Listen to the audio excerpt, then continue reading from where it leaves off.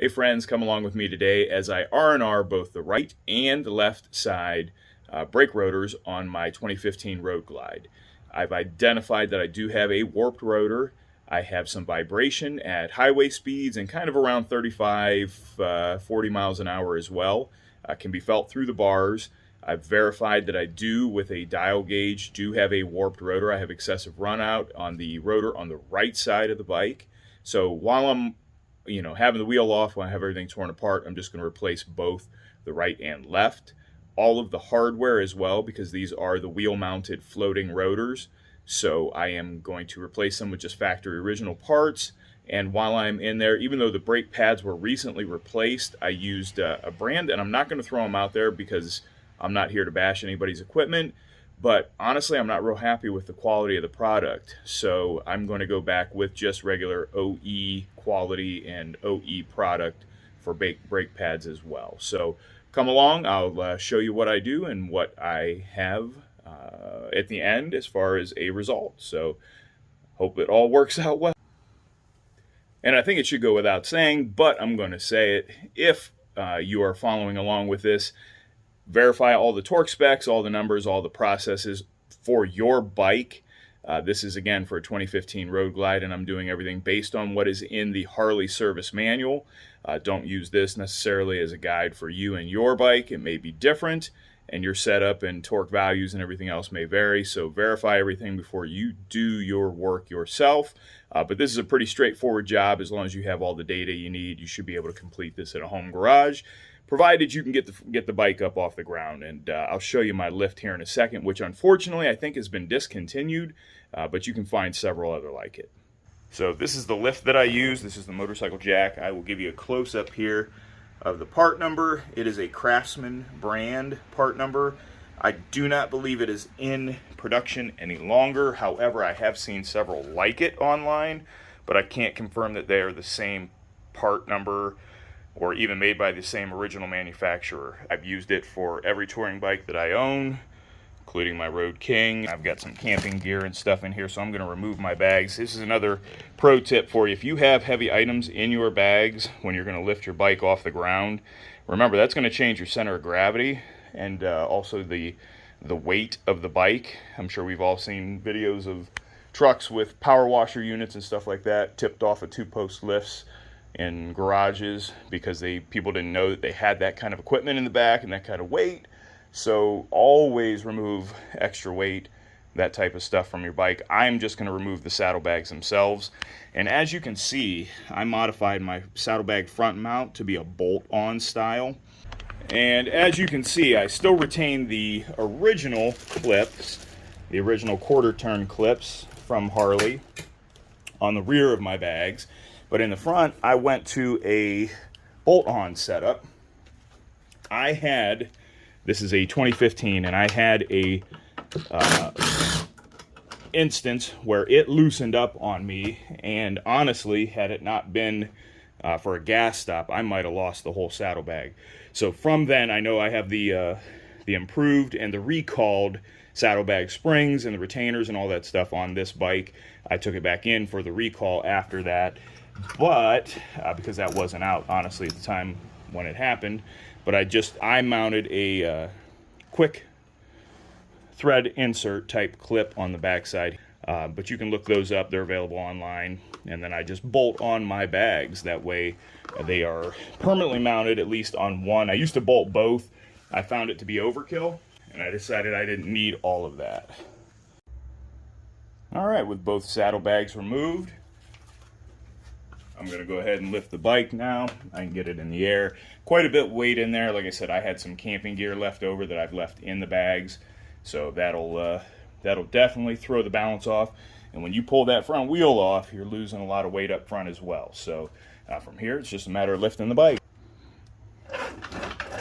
Like to get the lift nice and centered.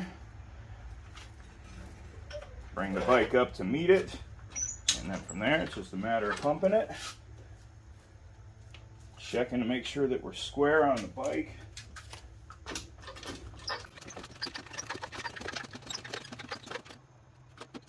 And just to make sure everything is nice, tight, and secured, I use a nice ratchet strap to make sure the bike doesn't decide to wander away from me. So I'm going to demo this just on the left side because the process is the same on both sides, so there's no reason for me to continue to show you both. But my first step is going to be to remove the brake calipers, and to do that I'm actually going to hang them from my engine guards. Since I have the engine guard still on here, I can easily hang my brake calipers, so I just take a nice bungee cord, wrap that around, gives me a place to anchor to until I'm ready to move them. That way they also don't bang into the fenders. And I'm actually going to double wrap this. That way we're around here twice. I'll bring it around and through. And this will help me anchor and secure my calipers out of the way. And again, on my bike specifically, these are 10 mil 12 point. And they do come loose pretty easy. These DeWalt's aren't super powerful, so I don't mind using these as a light impact. Carefully bring your rotor out. There we go. Make sure we don't make contact with the paint and the fender. And then while I have it in hand right here and now, I'm going to take off that cover. And then from there, we just loop our caliper up and out of the way. We can disassemble that. We are going to put new pads in here. Again, like I said, I'm not happy with the pads that I purchased, so we're going to make sure we get some new pads in there. All right, so to remove your brake pads, pretty simple process. This is just a 5mm Allen. The one big mistake people make, though, is not removing the spring clip that retains the pad and keeps this the slide pin in place. So always remove, let me get it in film here and in focus, there we go. So remove that little spring clip. I always just set that to the side. You're going to get a new one if you use the Harley kit that comes with the new pads, pin, and retainer. So that's what I typically do. So retaining pin comes out. Like I said, use the new slide pin. And then from there, your pads should be able to be manipulated right out of the back of your caliper. And you may have to push your pistons back in a little bit. Typically I just do this process by hand. I found it to be easy enough to just kind of give them a good squeeze by hand. I have not needed a compression tool in order to get those pistons to return back. So again, your bike may be different. While we've got the wheel in this position, I'm going to go ahead and loosen my rotor bolts.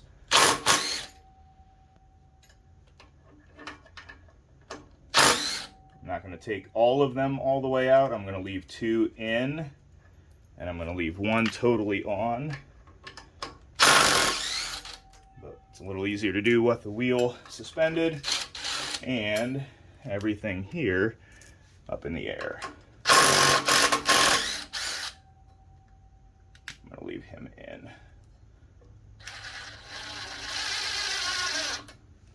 Just know that there's locking compound on there from the factory, and those are going to be a little bit tough to get loose potentially. You may have to heat them. Also good to know is that these are a single-use part, according to Harley. Focus. You should be replacing your bolts and the hardware anytime that you do replace your rotor. Final step on this side before I go over to the other side is to actually loosen the axle nut. This is a 15/16 on my bike. I like to loosen it while it's still held by the pinch bolt on the other side. Otherwise, the axle itself will spin and it makes it a little tougher to get that loose later. Now, make sure you pay attention to the order in which everything comes apart on your axle, because it has to go back in the same way. So in this case, nut, washer, pretty self-explanatory. But then I have an ABS sensor equipped bike. So if you have an ABS bike, you have to make sure that your ABS sensor is in against the wheel bearing. Note the location of your wire, how that came down, and also your retainer for the wire itself. So make sure you have all that stuff in memory, or snap some pics of it, or refer to your service manual. Next step to removing the axle is to remove the axle pinch bolt.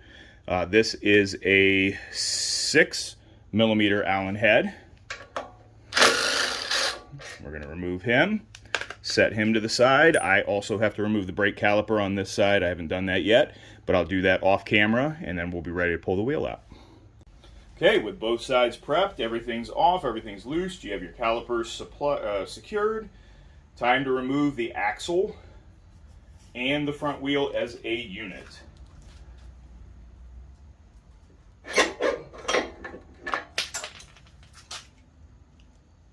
And that's that. Everything's down and out. Now we have to finish removing the rotor. So we're going to come in here. We've already pre-loosened all of these bolts. So we're going to come in and remove the final rotor bolts, and your rotor comes off as a unit just like that. We're going to do the other side.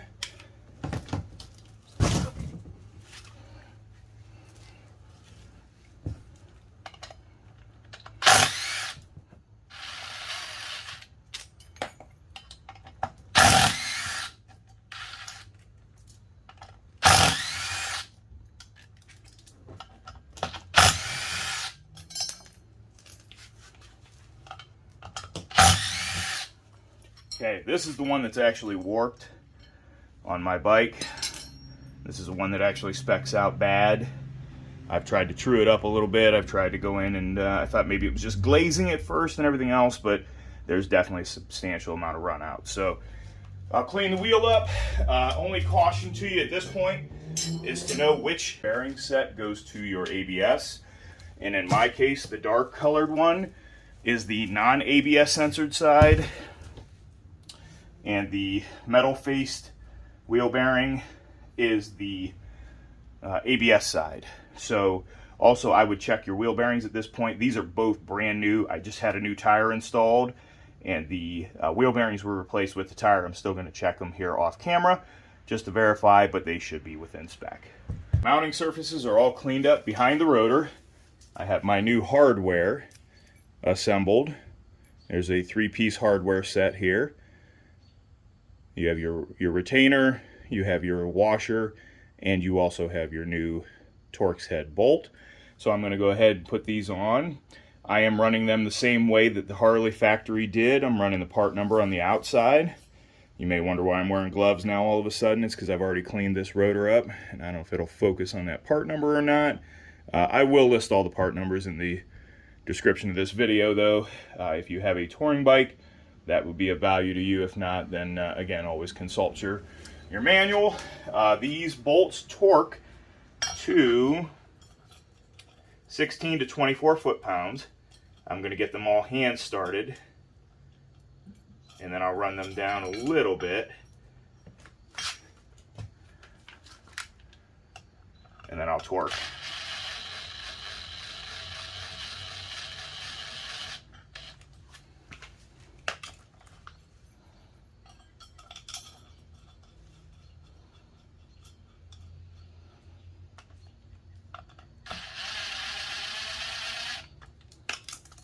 Make sure that your new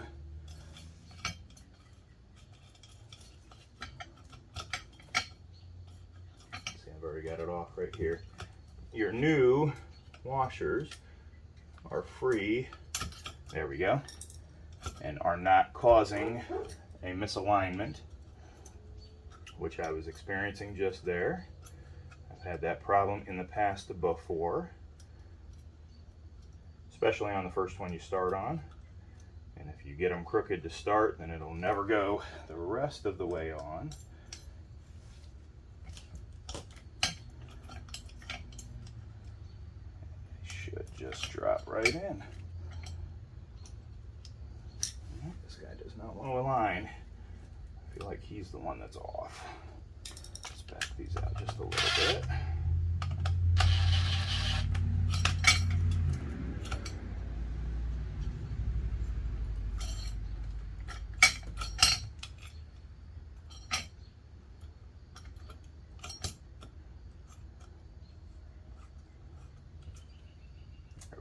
Now we're centered and aligned.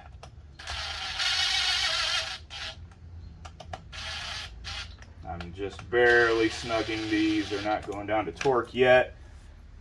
It's just basically hand tight.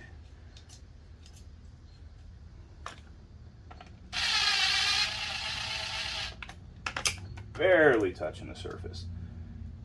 You'll see when I get the torque wrench on here that they are not anywhere close to tight yet, so not overdoing it. These washers sometimes can be a little bit of a pain to get started, but once they're on and in, everybody goes home really nice. We go to the torque wrench. The torque spec on this for my bike is from 16 to 24 foot-pounds. I'm at 18 right now. I like to make one pass at 18, and then I'll go up to 22.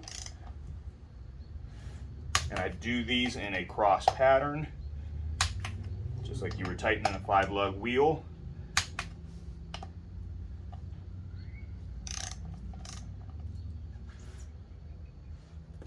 All right, that's everybody torqued to 18.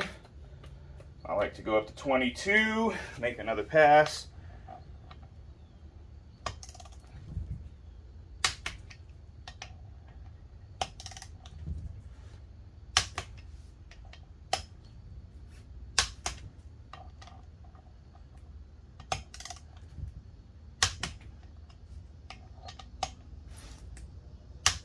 And that's one side done. I'll repeat the exact same steps on the other side, and we'll reassemble here in just a second. All right, both sides are finished. Everything's torqued to spec. I did the exact same process on both sides. And as mentioned before, make sure you know which side your vehicle speed sensor goes to and goes onto, or the speed sensor, wheel speed sensor. All right, both sides are assembled, torqued, everything, new hardware is on, everything's been cleaned, all the surfaces are good to go. I will give it one final cleaning before I set it down on the ground, but at this point in time I'm happy with where we're at. Make sure you know which side your wheel speed sensor is on, which on my bike is the metal surfaced bearing on the outside. The other one has more of a rubber or a black plastic retainer, so very easy to tell those two apart. Then we're ready to start the reassembly process. So again, noting how your bike came apart, which order your spacers were in, the orientations of your spacers, make sure you do that reassembly the exact same way, or else you could develop vibrations or tracking issues in the front wheel.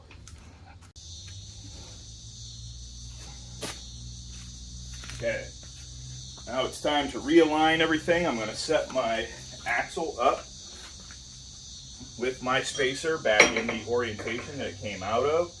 I have just coated this with anti-seize, so there's no need for me to recoat. It's freshly done. I'm going to replace my axle to the point where I can get my wheel speed sensor back in, and then I'll be able to run it home.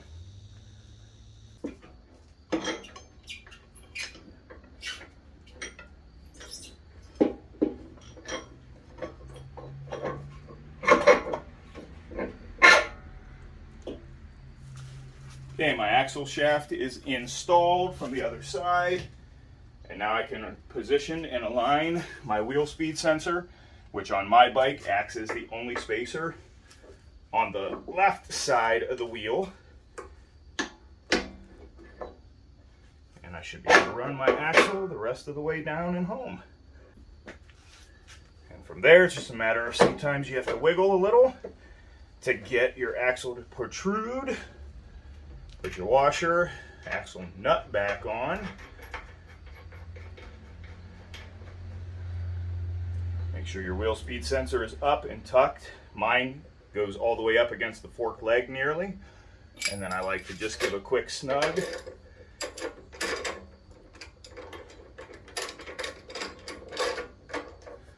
This will be torqued, but I like to just snug everything and then loosen again before I torque, just to make sure everything's centered and seated. That's just barely tight. Give her a spin and a turn.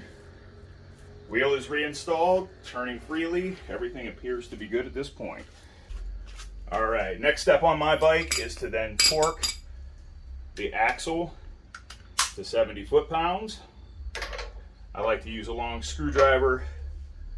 This one fits perfectly into the opening of the axle hole, just to hold that from turning. That way I get a true torque value.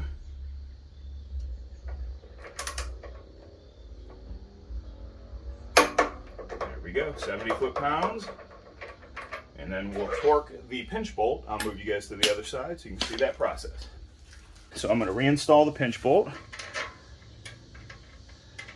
This is my 6mm Allen.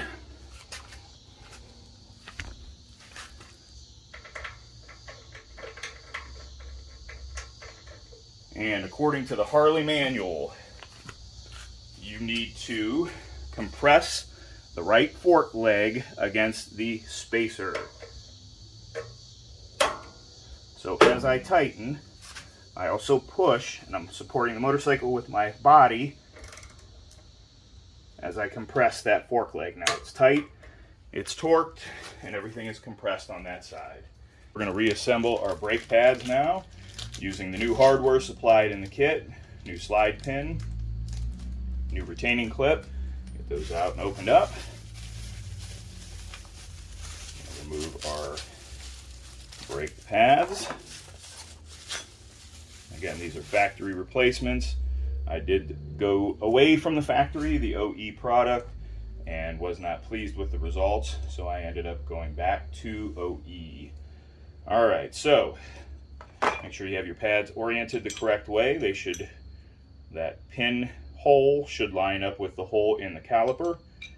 You should be able to press them through the center. Might be just a little bit tight against the springs, but essentially they should pop and clip right in. And I got that one misaligned. Slid off of this spring. There we go, that's in good. Slide the other pad in there just the same way. Get it into the retainer. Everything looks good and aligned. We're going to reassemble our caliper pin. Our slide pin should be torqued on my bike according to factory spec to 102 foot-pounds. Excuse me, 102 inch-pounds.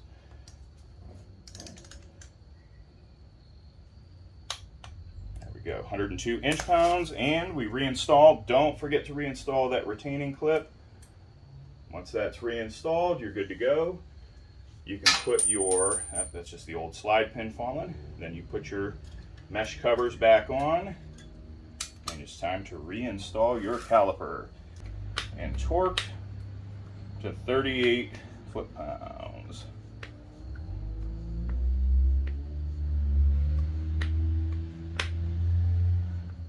I think the spec on my bike is actually 28 to 38.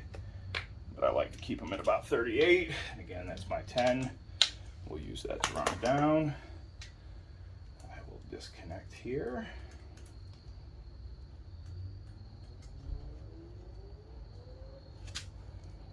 And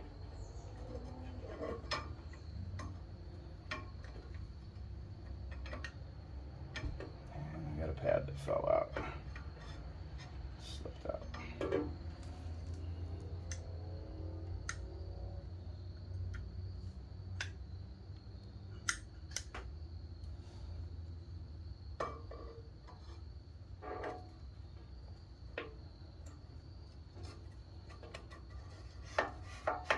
There we go.